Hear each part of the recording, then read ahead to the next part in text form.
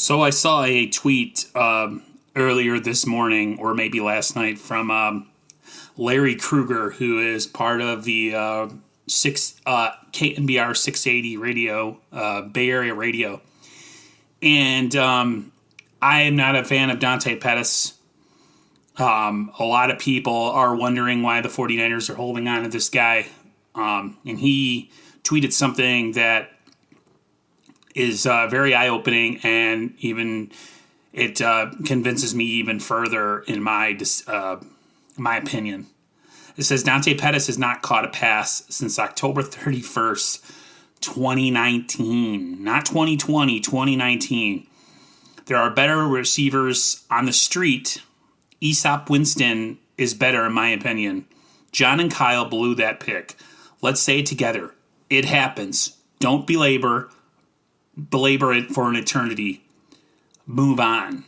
Completely agree. Like, why are we holding on to this guy? Are we afraid he's going to go to another team and have a breakout season?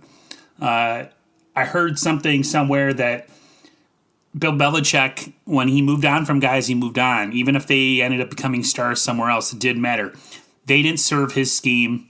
They weren't able to catch on in his scheme, and so he parted ways with them, regardless of where they were drafted. I feel like Kyle and John, and especially Kyle, have this inability to own up to the fact that they missed on draft picks.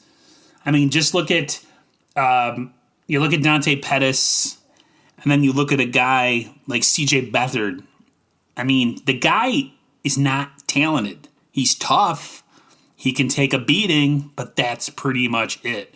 You have enough sample size of the guy. He's not good. He's not a talented NFL quarterback. He'll be around for a couple of years, but eventually he'll be out of the league. But yet, because you drafted him and you scouted him, you're unable to separate and differentiate when someone just isn't good enough to play in the league, or doesn't have it, or doesn't have the passion to do it, and you won't cut the cord. Listen, no one's going to be knocking down C.J. Beathard's door. If people go after Dante Pettis, whatever, so be it. And he's proven that football isn't something that he's passionate about. Supposedly he came in the offseason and he was, heavier and this and that and whatever. He was more into the game, and he didn't like being sat down during the Super Bowl and all that. But nothing changed. Absolutely nothing changed. Just like nothing's changed in this wide receiving core other than Brandon Ayuk. I mean, yeah, you have Trent Taylor back, but what has he done? He's not fast enough. He's not big enough. He's barely got any touches this year.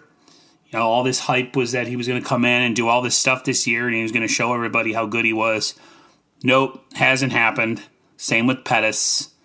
Richard James Jr. is on the roster still. You still got Kendrick Bourne. You still got Deebo Samuel. Jalen Hurd was hurt before the season again. So what's changed? Nothing's changed. It's the same core of players other than Brandon Ayuk. Emmanuel Sanders, I feel like the Niners should have found a way to keep him. They did not. Not that I'm hating on Ayuk. I think he's going to be a great player, but honest to God, the Niners got to get a quarterback that push the ball down the field and stop playing this sideline to sideline crap and actually go vertical. But that's a whole other video and a whole other topic. So, yeah, Niners are having the same issues with wide receivers they did last year. Nothing has changed.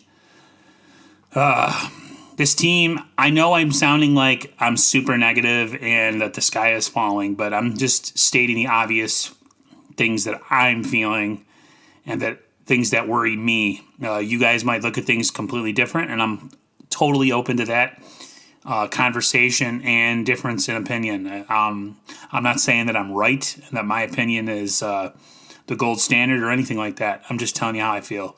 So Niners have a lot of things to work on this coming offseason to get this team back to where it needs to be. They're not talentless.